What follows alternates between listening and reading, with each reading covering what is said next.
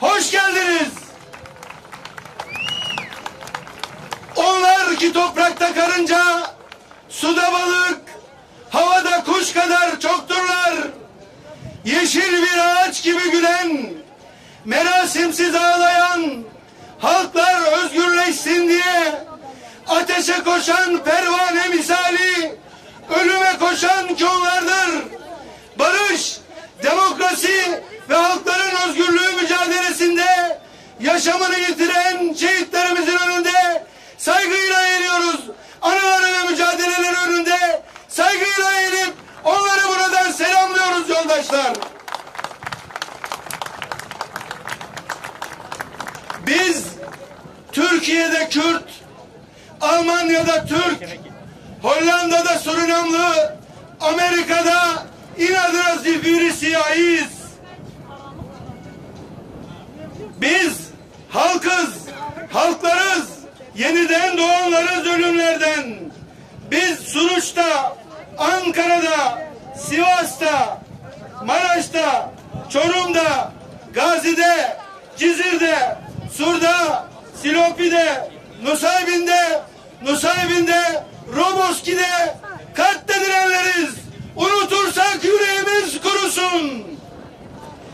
Biz Hasankeyf'iz, Cerattepe'yiz, Çanakkale'de Kaz Dağları, Dersim'de Munzuruz biz.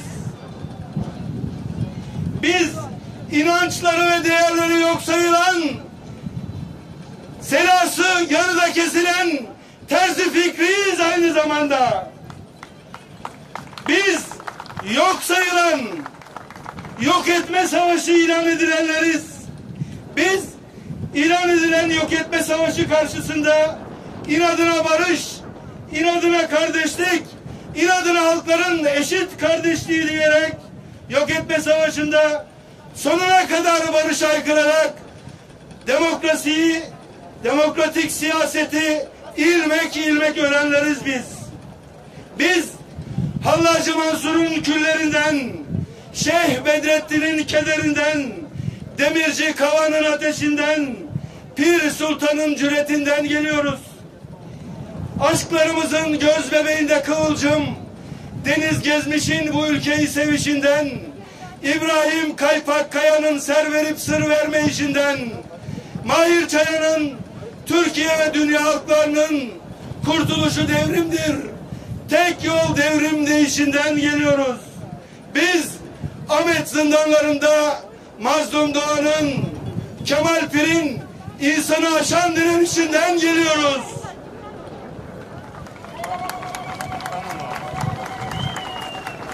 Avuçlarımızda yemyeşil bir dünya, yüreklerimizde bahar var bizim. Yürüyoruz yorulmuş yorgunluklarla, acıyan anılarla, kanayan yaralarla, ağlayan analarla, büyüyen sevdalarla, çoğalan umutlarla yürüyoruz. Barışı, eşit kardeşliği, demokrasiyi haykırarak yürüyoruz. Hepiniz tekrardan hoş geldiniz arkadaşlar. Kocaman yüreklerinizin önünde saygıyla eğiliyoruz. Aramızda bulunan konuklarımızı anons etmek için sözü Hüseyin arkadaşa bırakıyorum.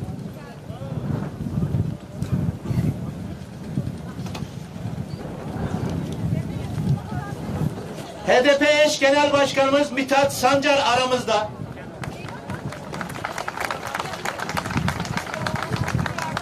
MYK ve PM üyelerimiz aramızda.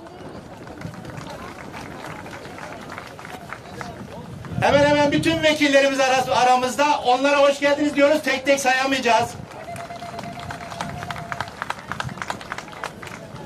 Manisa, Aydın, Antalya, Denizli, Muğla eş başkanlarımız aramızda. Hoş geldiniz diyoruz onlara da.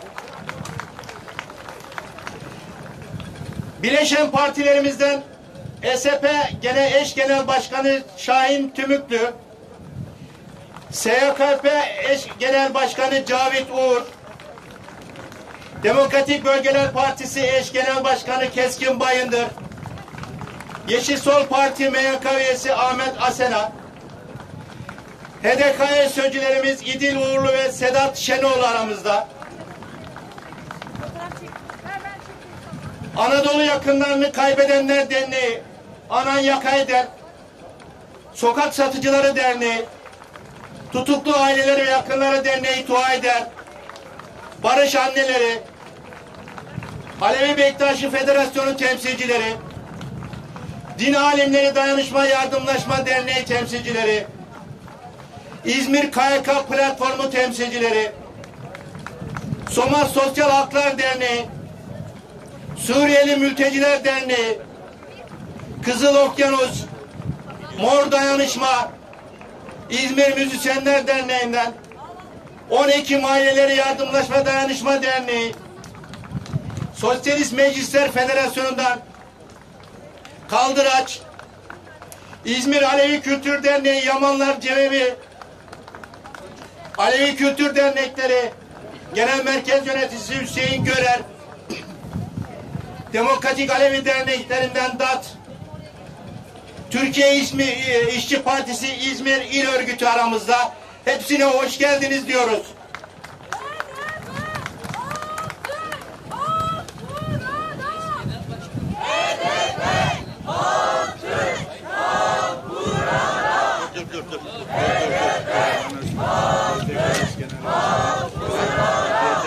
Genel Başkanı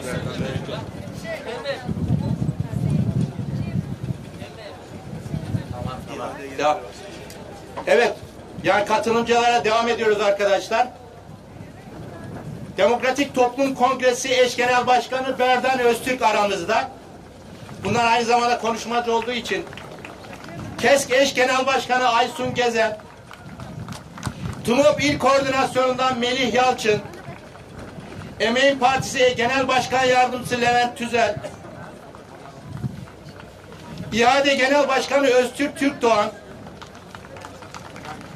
Çağdaş Hukukçular Derneği Şube Sekreteri Erdoğan Akdoğdu,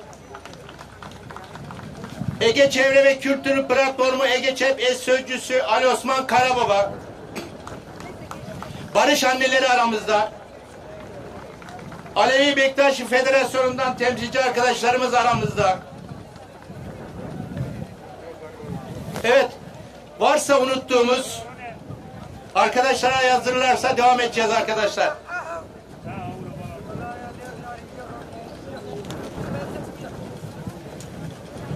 Bu toplantıyı 10 binlerle de bir araya gelerek gerçekleştirebilirdik.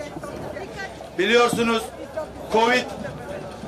Covid-19 salgını nedeniyle daha çok temsilcilerin bir araya gelmesi şeklinde planladık. Temsilcilerin buluşması olarak planladık ve herkesin sözünü kuracağı bir açık hava toplantısı olarak planladık. Bir başka şekliyle bir kapalı salonda da yapılabilirdi. Yine bu ülkeyi yönetme iddiasında olanlar, yönetemeyenler, Covid-19 salgınını da yönetemediler. Yine bu tür kapalı salonlarda toplantının da halklarımızın sağlığına zarar vereceği gerçeğinden hareketle böylesi bir alanda az kitleyle daha çok sözün kurulacağı bir açık alan toplantısı olmasını diledik. Buna göre planladık ve sayımızın çokluğu değil, sözümüzün çokluğunun önemli olduğunu düşündük ve sözümüz açık olsun diyoruz bu noktada. Hepimizin bildiği üzere Halkların Demokratik Partisi 1 Haziran'da eş başkanlarımızın aracılığıyla yapmış olduğu eylemlilik programının ikinci etabının finali olan İzmir Demokrasi Buluşması'ndayız. Bilindiği üzere Haziran ayında Edirne ve Hakkari'den hep birlikte şiarıyla çıktığımız demokrasi yürüyüşümüzü Ankara'da meclis önünde sonlandırmıştık. Bu yürüyüşümüzde muhalefet adına kimsenin sesinin çıkmadığı bir ortamda, adım attırmayacağız dedikleri bir ortamda, inadına sokaklardayız, inadına barışı haykıracağız diyerek çıktığımız yolda planlamamızdan hiçbir şekilde ödün vermeden Ankara'da sonlandırdığımız bu büyük yürüyüşümüzü Hakkari ve Edirne'den hep birlikte başlattığımız yürüyüşü Ankara'da sonlandırırken halklarımızın ve demokrasi güçlerinin İBAN'ına da cesaret ve umut göndermiş olduk.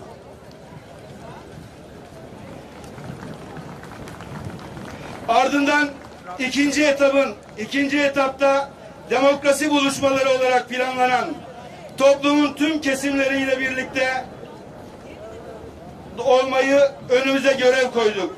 Planlama doğrultusunda kadınlarla, gençlerle, emekçilerle, ekoloji örgütleriyle, halklar ve inançlar temsilcileriyle bir araya geldik. Her toplumsal duyarlılığın kendini ifade ederek taleplerini dinlendirmesinin zeminini hazırladık. Bu zeminde aynı zamanda onlardan öğrendiklerimizden dersler çıkardık. Bu etapın final günü olan bugün de burada bulunan tüm temsiliyetlerin sözünü kuracağı bir demokrasi kürsüsü oluşturduk. Bugün HDP'nin olduğu kadar tüm demokrasi güçlerinin kürsüsüdür bu kürsü.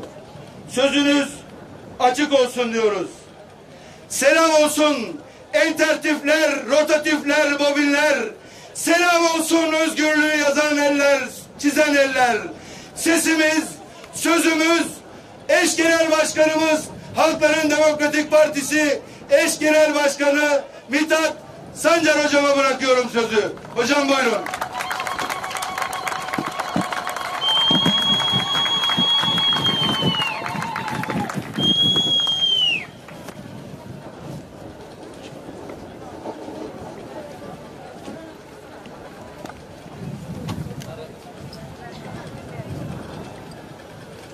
Merhaba dostlar. Hepiniz hoş geldiniz. Bu şanlı demokrasi buluşmasında bir araya gelmekten sevinç duyuyoruz, gurur duyuyoruz, onur duyuyoruz. Hunhamuk heratın, serserahatın, serçabatın. Sevgili dostlar, biliyorsunuz 1 Temmuz'da, 1 Haziran'da tutum belgesini açıklamıştık. 15 Haziran'da demokratik mücadele programını hayata geçirmeye başladık.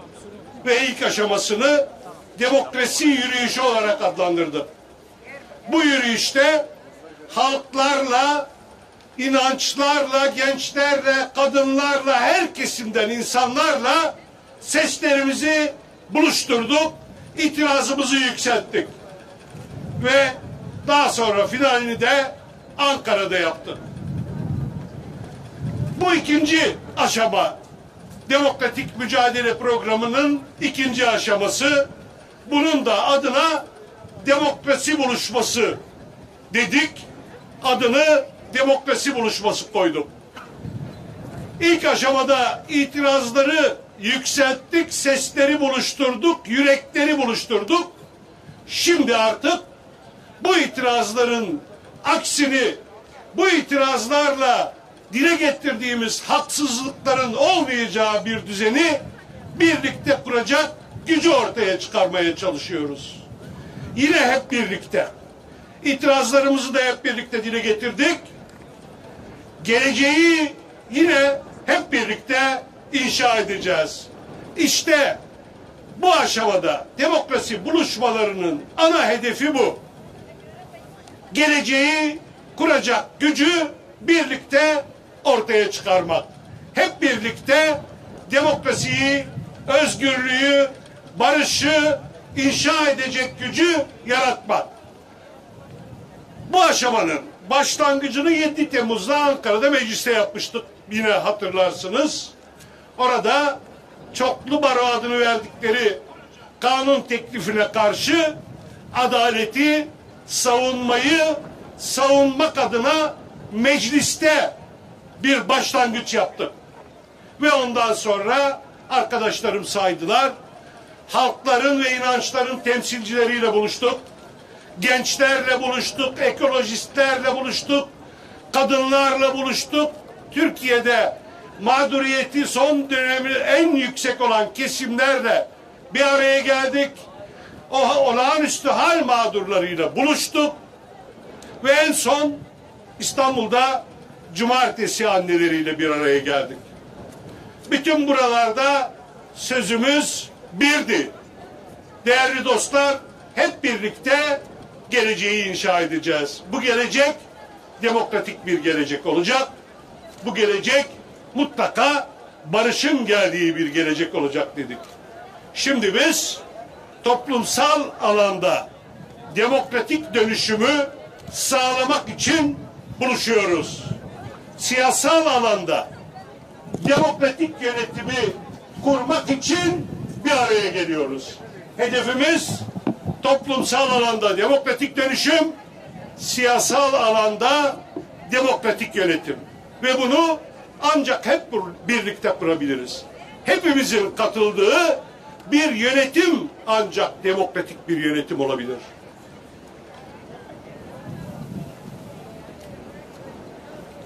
Yine bu ülkede toplumsal alanda demokratik dönüşümü sağlayabilmemiz için Kürt sorununun demokratik çözümünü hep birlikte sağlamamız lazım. Evet, toplumsal dönüşümün yolu Kürt sorununda demokratik çözümden geçer. Toplumsal barışın yolu halkların ve hakların eşitliği temelinde bir barıştan geçer.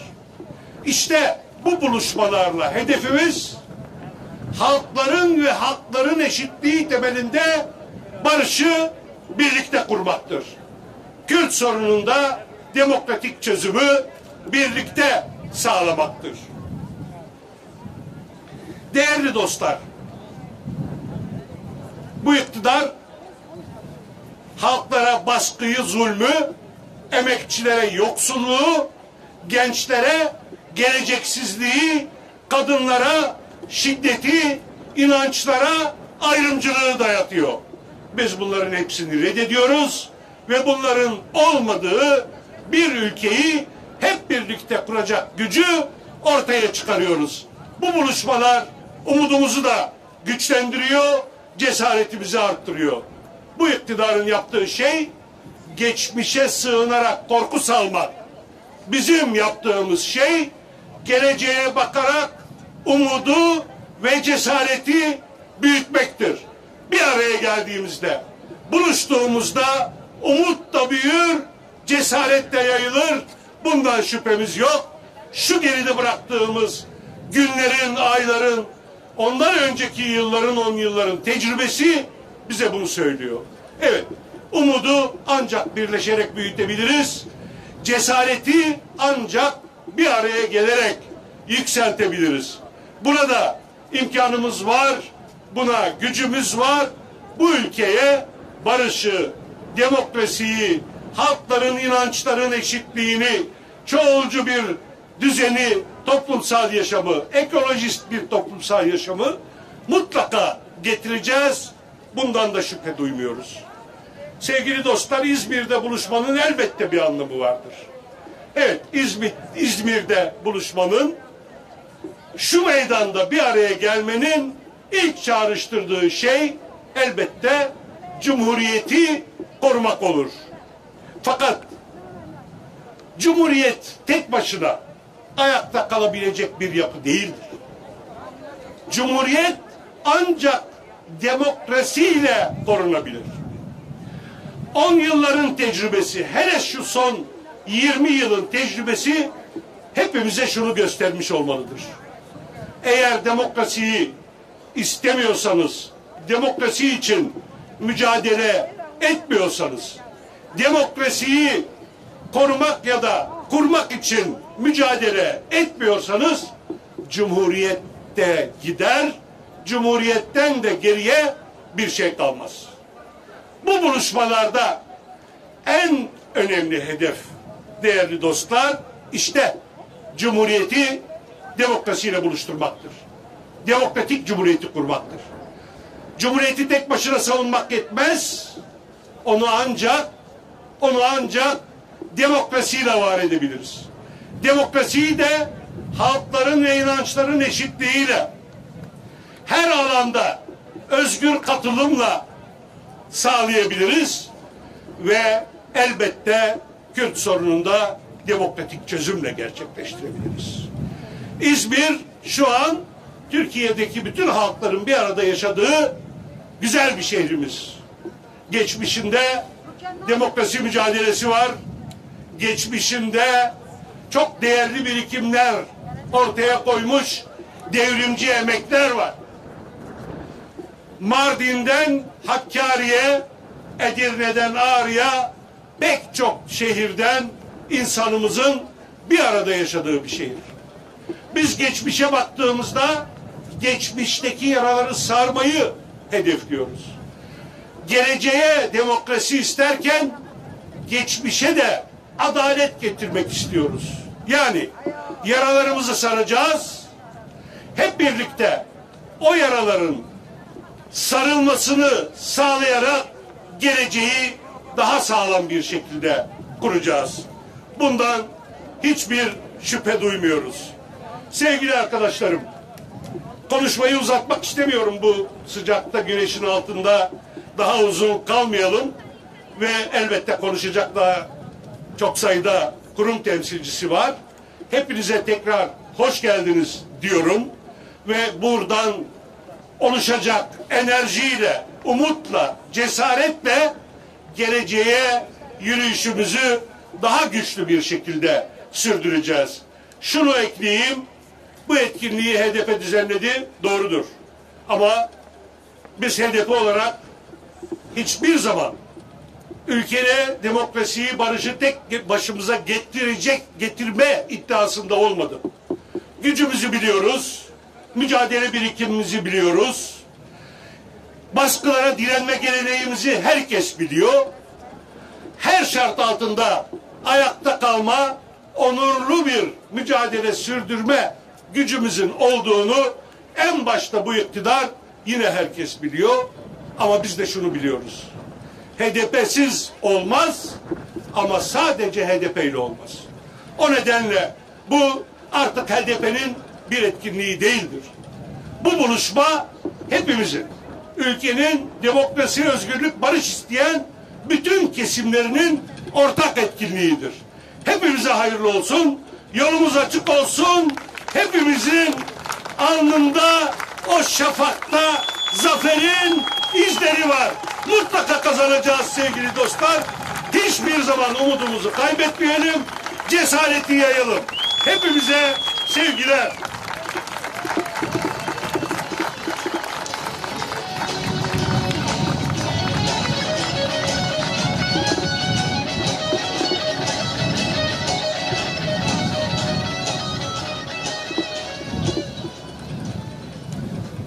Partimiz kurulmadan önce yollara düşen, bizlere bir işaret fişeği çakan Halkların Demokratik Kongresi eş sözcüsü İdil Uğurlu Yoldaş'ı çağırıyorum.